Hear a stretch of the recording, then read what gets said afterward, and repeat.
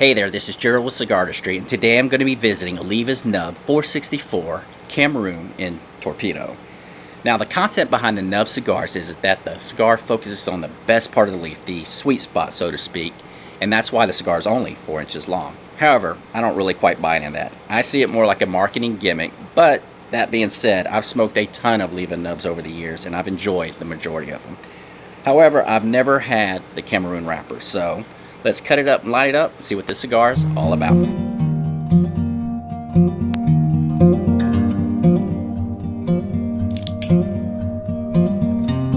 Okay, the first thing that jumps to mind about this cigar is this thing's not winning any beauty contest. However, it's not the ugliest cigar I've ever seen either. Now, the origin of the cigar, the binder and the filler all come from Nicaragua, while the binder is African Cameroon. And the cigar, the African Cameroon wrapper, gives the cigar a chalky brown look to it. However, there's a lot of imperfections in this stick. There's a lot of dark spots and light spots as well, all splattered throughout it. So it's interesting. It's an interesting cigar. It's just not the best looking one I've seen. The band on itself, the band's pretty simple. There's nothing really all that exciting. The white really pops. However, the gold outline just doesn't do a whole lot for me. I think it's a pretty simple band. Now, the pre-lit draw.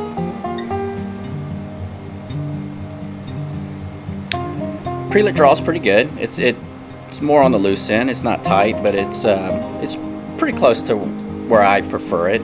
But it does come off with a bitter leather taste, and in the background there's a slight hint of some tobacco notes. And the aromas of the cigar. The cigar has a very strong hay smell to it. There's some sweetness there too. So it's an interesting stick. I'm definitely looking forward to smoking this one. And like I said, I've had a lot of the different nubs before, even the cane line. I've never had this particular cigar, so looking forward to just lighting it up and see what the cigar has to offer.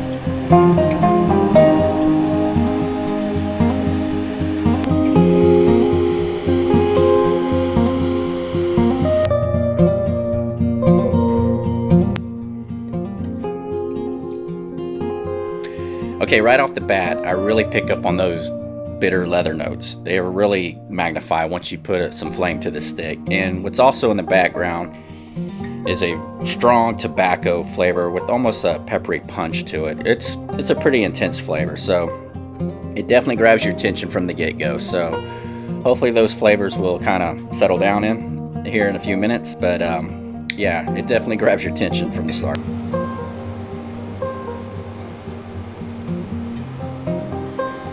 Okay, the cigar has definitely settled down from the initial puffs. It's still all leather. I pick up mostly leather with a hint of spice in the background. It's just lost that bitter taste that I was picking up at the very beginning of this smoke.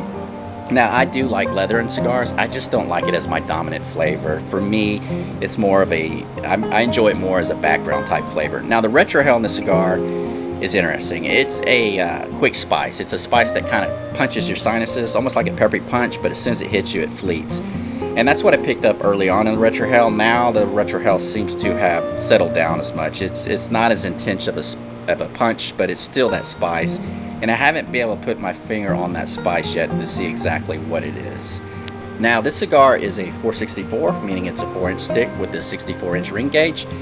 And for me personally, I'm more a fan of the Robusto and Toro sizes. The 60 ring gauges and above really aren't my typical cigars, or really aren't the typical type of cigars that I smoke. I also really don't care much for torpedoes either. However, I think in this stick with the size of the ring gauge, torpedo is actually pretty perfect. So, I mean, I think as far as this cigar goes, it's probably the right shape and size for a nub cigar.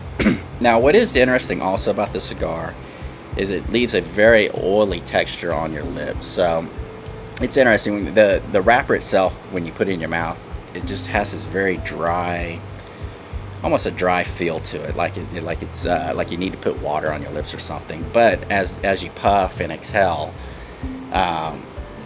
like the residue or what's left over is kind of an oily texture. It's actually a neat sensation. So I'm not really digging this cigar at this stage, but that oily texture is interesting. So I'll keep working through it. We'll see if it improves, hopefully, and we'll go from there.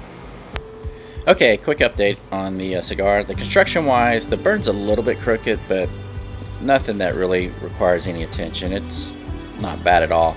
What really stands out about these Nub cigars to me is the ash. The ash on these cigars just seems to hang on forever. I mean, it's a nice, thick, solid ash, and I've always had that experience with all the Nub cigars I've had. Now, flavor-wise, this cigar really hasn't improved at all. I'm not liking the cigar at all, to be honest.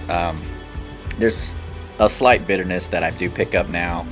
There's some woodsy notes, more of a cedar, which is also another flavor that I can take in small doses. The leather is still the predominant flavor in this stick, so flavor-wise, I'm just not enjoying it.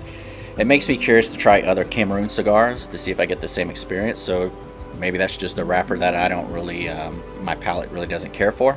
But as far as this stick goes, it's just one that I feel like I'm struggling to get through it. I've already had to refill my water, and I'm probably not even halfway through this stick. So I'm gonna keep chugging along. Hopefully it will improve. I expect that it'll probably remain consistent with what I've experienced so far, but hopefully it'll improve, and we can at least end on a bang.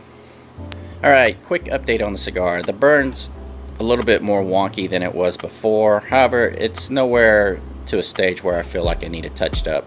The ash on the cigar is performing like I would expect a Nub's ash to perform. It's been holding on like a champ. It's been very strong. It's not flaky at all, so the ash is actually quite impressive in these cigars.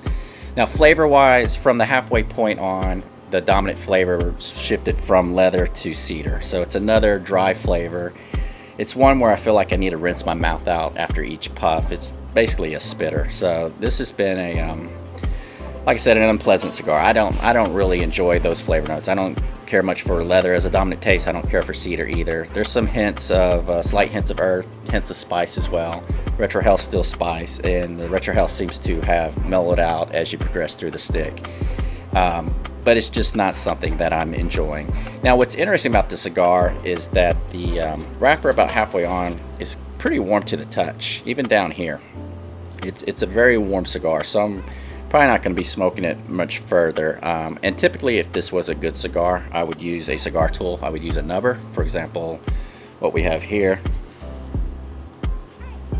I would use something like this to hold the cigar. However, I don't plan on smoking this cigar much longer, so I'm gonna take it as far as I can, and then I'll wrap up this review. Okay, I'm gonna wrap up this review. The cigar went out on me, and I just don't see any reason to relight it to continue on. I've gotten everything I think I will out of this smoke. For me, it just doesn't match my palate. It's very dry. It's got that leathery notes, the cedar notes, and there's even towards the end, a slight pungent spice flavor to the stick. So it's not something that I've enjoyed from the beginning all the way to slightly past the halfway point. So I'm gonna go ahead and end this review now, but that's me. I mean, this may be a cigar that you had and you've absolutely loved. It may be a cigar that you don't care for as well. Curious to hear what you say about it in the comments, so leave me a comment if you liked it, you think I'm crazy, or if you think like I did, that it's just not that great of a cigar.